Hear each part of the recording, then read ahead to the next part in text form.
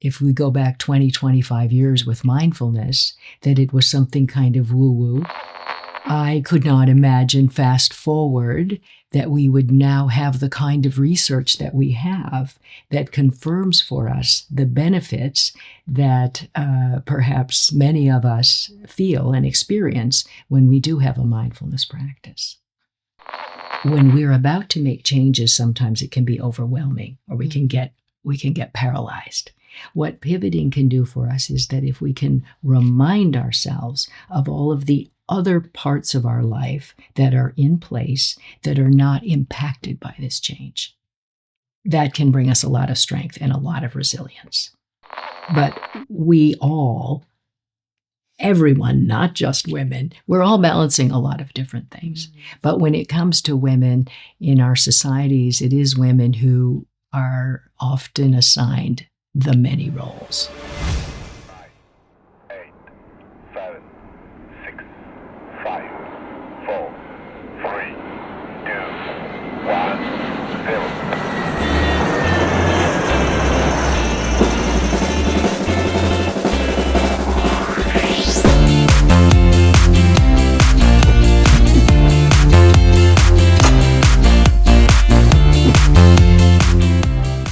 Well, hello.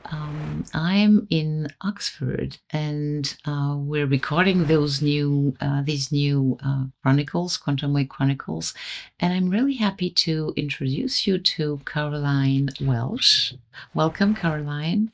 It's really an honor to be to have you here with in this series of interviews around, well, your work, what you are bringing to the world, to the trauma world, but the most widely the mental health world, and maybe the human world. Hopefully, yes. Yeah. So you started the company, the Mindsight Institute, with Dan Siegel, your husband. Yes. And you wrote a book also, and you're a mindfulness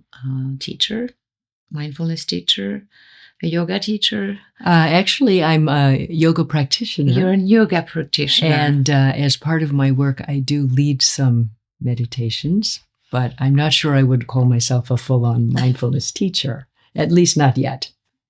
So maybe you could introduce your journey that brought you here. Yes, okay. To Oxford. Yes. On this trauma conference, and we'll start with that. Thank you. Let's start with my thanking you for inviting me today. I always appreciate the opportunity to talk about the work at the Mindsight Institute, and in particular the work that I'm doing and that excites me. If I had to put it in a nutshell, I would say that one of the most rewarding pieces of my work is to make mindfulness more accessible. And I think that we started, if we go back 20, 25 years with mindfulness, that it was something kind of woo-woo. Mm-hmm. And if you meditated, that was a little strange. I know Dan thought it was strange when he met me, because having lived in Japan for 3 years before I met Dan, I had a meditation practice that I had learned in a Buddhist temple in Japan. I could not imagine fast forward that we would now have the kind of research that we have that confirms for us the benefits that perhaps many of us feel and experience when we do have a mindfulness practice. So back to the point of if there's a nutshell in my work, it's to help those of us in the trenches with trauma, or whatever our profession is, with raising our children, with caring for the next generation, with protecting our planet in a more mindful way, whatever those are. I think that seeing this work through a mindful lens can fortify us and provide us with a lot of resilience. In my work, I selected what I call the 3 Ps. There was a lot of competition for the Ps because I was trying to find the most perhaps applicable ways to look at our daily work and personal lives to help us bring more mindful moments to each day. In the process of writing my book, I interviewed 100 women, and many of them would say, I don't know why you are interviewing me, because I am the least mindful person you know. And Interesting. yes. And they said, just put your laptop away. And I find that interesting because I think we fail to give ourselves credit for being mindful, because we think mindfulness must mean sitting in our favorite quiet place on our favorite chair and it's quiet. But what the magic in mindfulness is that if we can be fully aware, as you know, this is your space, just if we have our senses activated and we're not distracted by our devices or other things that might be in our environment, then we have a certain ability to pay attention. And with that comes focus and all of the things that make the corporate world or other bodies very interested in this space. But it can be so useful for us in many different ways. I agree. The very first time I went to meditate was, what's that mindfulness thing? And when I really understood that it was like doing things mindfully, and I have an ADHD, and so I began to really pay attention to when I put the key in the door, when I want to open, and really be mindful of every single movement that I do or action that I take. And it really helps with my ADHD because I'm really more like, okay, where did I put that? Okay, I can really remember where I did it. So yeah, thank you for bringing that, because I think people think, well, okay, I have to be like that and still, and that's not what mindfulness is. Right, exactly. Yeah, and I mentioned the 3 Ps, and the first one is purpose. Okay. And I think purpose is a little bit under our radar, but there's a professor at the University of Michigan, Vic Strecker, who wrote a book called Life on Purpose. And that was very inspiring to me because he talks about how we don't usually take time to think about, well, what is my purpose? And we might think, well, that would be a luxury if I had so much time as to consider my purpose. But if we do, then from that, we can draw on that in the most challenging times. And I can give you an example. I mean, we all have ups and downs, whether it's in our work lives or our personal lives. And if we have made known to ourselves, and Professor Strecker even recommends writing this purpose on a piece of paper and carrying it around with you, the most important piece of paper you'll ever have, he says. But if you can articulate, if, for example, you're a professional working with trauma, if you can articulate that my purpose is to support my clients in the most caring way that I can. Period. Mm-hmm. And even then, if you have a difficult session or an especially hard day at your clinic, you go back to, but I did the best I could with what I had today. And my purpose is still to provide that kind of support for all of my clients or my patients. That, it may sound very simple, but when you get into those situations and you feel bad or you feel discouraged or that you failed, and you remember that, you're like, that's right, I still have my purpose and I'm still on it. And it happens that our purpose is sometimes not done even in our lifetimes, which is why it's so powerful. It's something we always have, like a companion beside us. Does it have something to do with ikigai? Or? Yes, the Japanese concept of ikigai. Because you've lived in Japan, right? And you speak Japanese. Yes. Yeah. Yes. Does it come from that? It is from that. Well, it's a part of that. I mean, purpose is actually, in the world of psychology, it's part of the larger concept of meaning. But the thing with purpose, like meaning, it comes out of our most our values, our deepest values. But what purpose does is it has an element of direction. and action.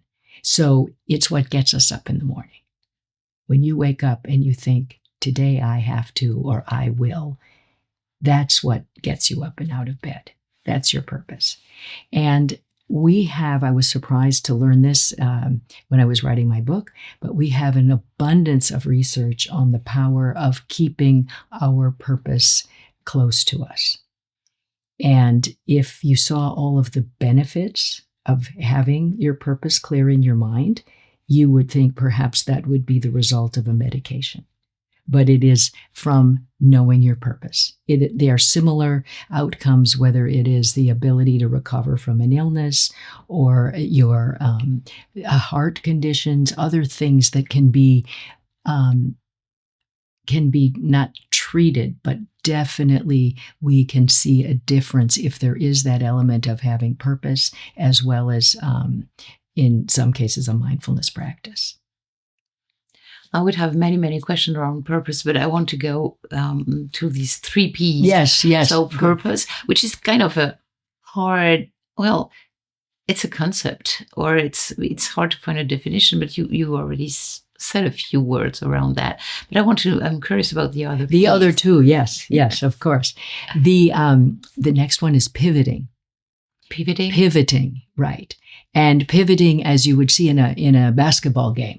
You see a player turn, but they still have one foot planted. And that grew out of thinking about the fact that we humans live with change.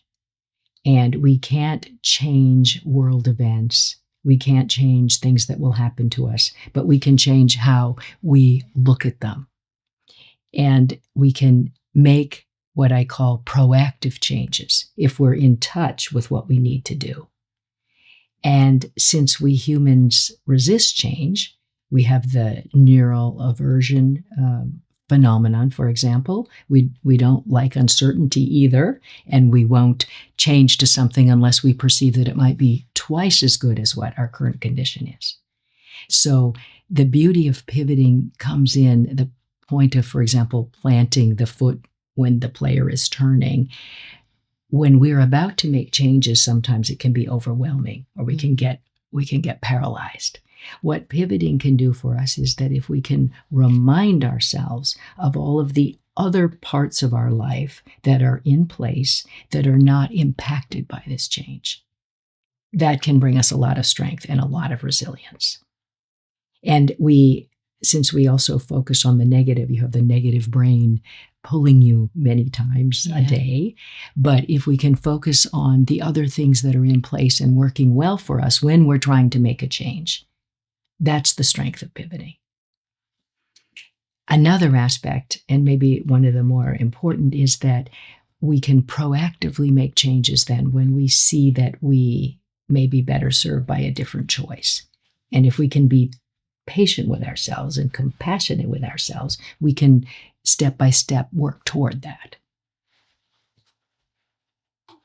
Yeah, and what I've been feeling is that when you think about pivoting, it's also like having an anchor, like exactly a steady maybe place or something that you can rely on, and then you can do your turn towards something else or another, take another direction of your life or what you're doing, or a change. Yeah, exactly. Okay. And the anchor is a synonym that I do use often. You are exactly expressing the concept. Okay, great. Thank you. Yeah. And the third P? The third is pacing. Okay. Pacing. So we all have hectic lives. And so it is a piece of it is pacing ourselves on a given day and being mindful about that. Mm-hmm. And wisdom is dropping something every day. The bigger part of pacing is recognizing what chapter of life we're in. And what is it that I must do now because I won't be able to do it later. Just having a clear recognition of where we are. We all hopefully enjoy a longer health span now. And so we may have 2 or 3 careers. We may live in different cities. We have all kinds of opportunities that would have been unknown or unavailable generations ago. And so the beauty of pacing is to really get in touch with what are my priorities now, and what is it that this chapter will bring for me. Okay. Yeah. And so you wrote a book. We didn't speak about your book. So what is the title of your book? And you said that you interviewed 100 women. I so did. It's a book for women. Yes. And I want to be, I'll tell you the title. It is The Gift of Presence, a Mindfulness Guide for Women. And I don't mean to advertise that there's now a new brand of mindfulness just for women. I selected to focus on the busy lives of women and all of the roles that we play, keeping all the balls in the air, if you will. Mm-hmm. And in fact, one of my inspirations for the book was I was running through the airport one early morning to catch a flight, and then out of the corner of my eye, I saw the front of a magazine. It turned out to be the Harvard Business Journal, but it was an elephant teetering on a large exercise ball. And then the caption on the top was, "Forget balance." And I thought to myself, I would love to forget balance, because we're all striving for balance and we can't get it. And then the more I thought about that, I thought, well, that's kind of because balance, by its definition, is balancing two things. But we all, everyone, not just women, we're all balancing a lot of different things. Mm-hmm. But when it comes to women in our societies, it is women who are often assigned the many roles. And so that's why I wanted to make accessible with stories from different women that could in turn support women in the trenches, playing different roles and having so many responsibilities, and also facing certain hurdles that come along with being a woman in the world. And I come out of a very male environment of corporate litigation. And surrounded by, at the time that I joined my firm, there were no women partners. And so that sets up a certain environment. And if, for example, I would leave the office at 2:00 on a Tuesday to coach my daughter's game or my son's game, the thought or feeling in the office may be, well, she's not a serious lawyer. Mm-hmm. On the other hand, if my colleague, if he left, the buzz would be, what a great dad he is. So I use that example. It's a simple one, but it illustrates that there is a lot to contend with in the world of a woman that I wanted to add some light to, and some ways to be more resilient and ways to cope well. Mm-hmm. Great. I wish it was translated into French. I do too. I would love let's that. Talk about yes, that. I believe it's in so far in a couple of languages, including Romanian. We'll talk about it. Okay, because, great. We have a publishing company, and so that will be a pleasure to see what we can do for your book. That would be great. Thank you. Yes. The other thing I would like to talk with you about, so to get really a glance of all the things you do, it's the Mindsight Institute. Yes. Maybe you can say a few words around that and what it is and what you do. And that would be my pleasure. My pleasure, chapter, I imagine. Yeah, and let me just start by saying I never aspired to run a mom and pop business or work with my husband. And since Dan is a neuropsychiatrist by training, I am a lawyer by training, I never imagined we could do something together. But it all started more than 20 years ago when Dan was getting amazing invitations because he was writing books, and he got an invitation to visit the Pontifical Council of the Family and meet the Pope. And I said, well, at my firm, I only get 2 weeks vacation. I can't go on that trip. Well, ultimately I did go, but it was kind of a wake-up call for me that, and also as online education became more available, I thought, why don't we get that program rolled out? And so I convinced Dan that we should have a website. He's kind of the mad professor. He wants to write books, give lectures, and he likes in-person lectures. So when we first started talking about this, I realized he was teaching the same class 5 times a day. And so just simple fixes in the beginning, like, okay, let's rent a space, let's record it, let's get it online. So we kind of took baby steps to where we're at today. And we have a site, we have probably nearly 20,000 students in over 60 countries. And we try to roll out a couple of new courses every year. And we're just very excited that we found a great way to work together. And the secret for those of you aspiring to work with your with your life partner, the secret, we didn't expect to get into this, but I'm happy to reveal the secret. It is that my lane is very clear.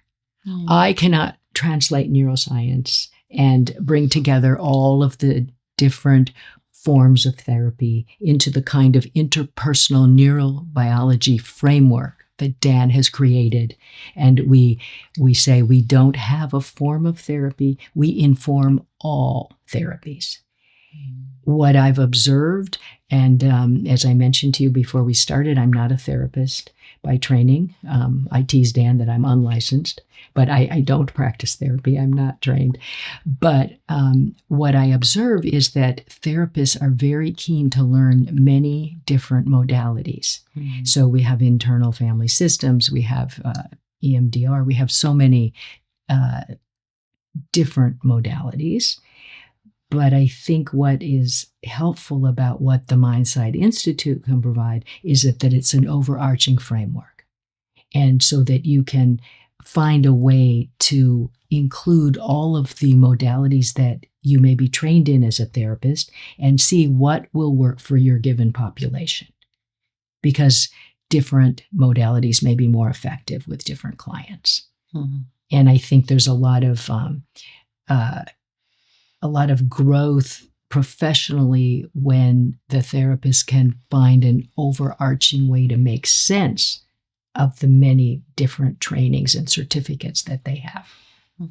That's really something that we try to do in Quantum Way, saying that don't stick to one thing, because your clients are very diverse and they're different, they react differently to different things. So try to train to as much modalities as possible. So thank you for saying that. Yes, I think it's really important today to open the mind, open the heart to different ways of understanding how we are, how we function, how we react to trauma, how we cope with that, cope with life in generally. So yeah.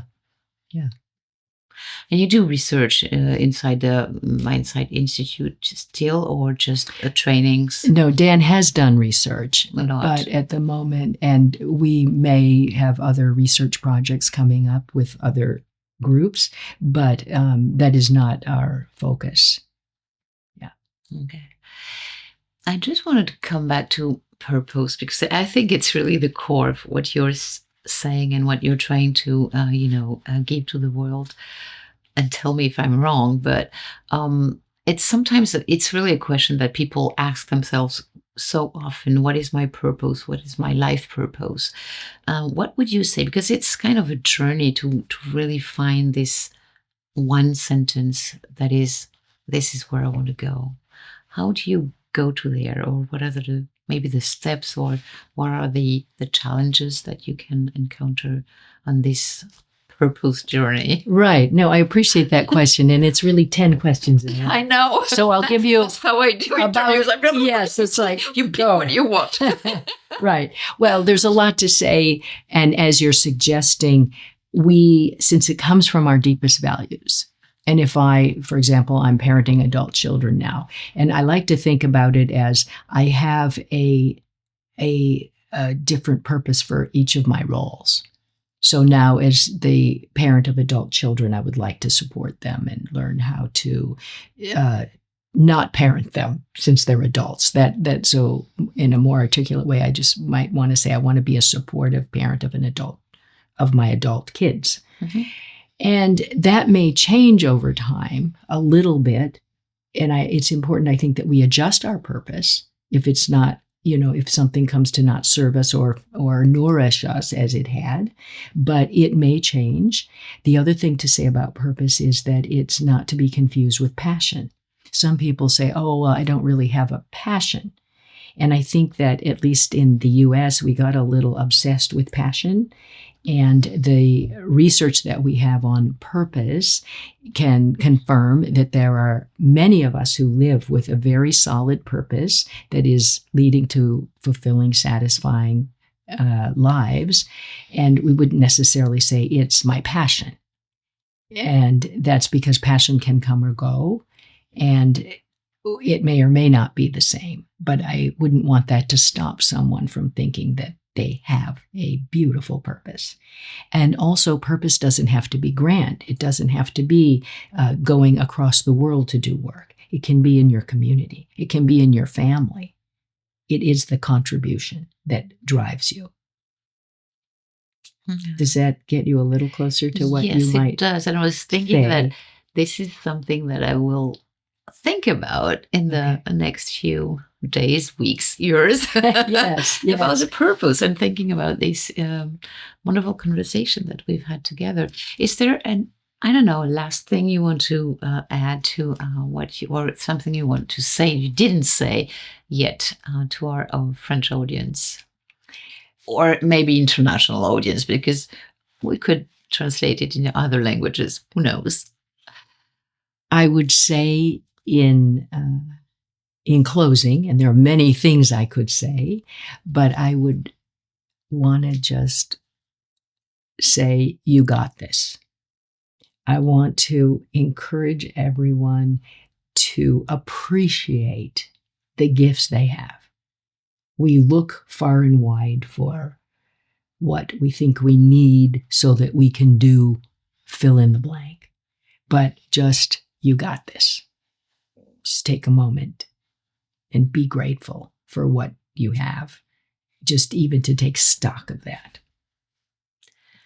Caroline, thank you very much for this conversation and for this time together. And in the name of Quantum Way and all our community, thank you. Thank you very much. It's been a pleasure.